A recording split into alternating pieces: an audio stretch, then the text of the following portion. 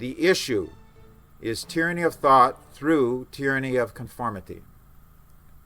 In order to function in so-called ISKCON, there are so many misconceptions that a person there must accept. Indeed, he has to accept those even to stay in good standing in the cult. Our written and video presentations expose many or even most of these, usually in very specific details. We do not buckle to the tyranny of conformity that pervades so-called ISKCON, and neither should you. Krishna consciousness is the perfection of totalism. Indeed, ultimately, there is no such thing as totalism if it does not culminate in genuine Krishna consciousness.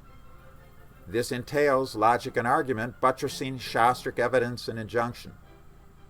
As Prabhupada wrote to Bhaktivedanta near the end of 1973, quote, Krishna consciousness is perfect, so it can be substantiated by all means of argument and logic, unquote.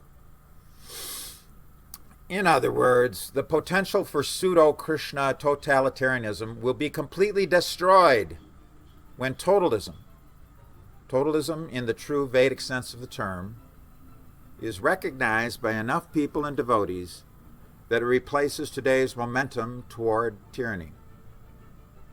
Prabhupada brought us that perfection of totalism, and his devotees are dedicated to replacing all forms of totalitarianism, especially the totalitarianism which now reigns throughout ISKCON, replacing it with the absolute truth of perfect Krishna consciousness. Logic is integral to this fight against totalitarian darkness. Remember, so-called ISKCON cannot be bona fide and bogus at the same time.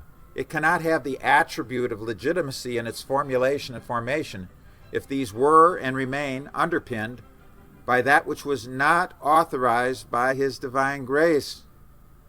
Such has been and remains the case today, and it is incumbent upon all of us to realize that rather painful truth.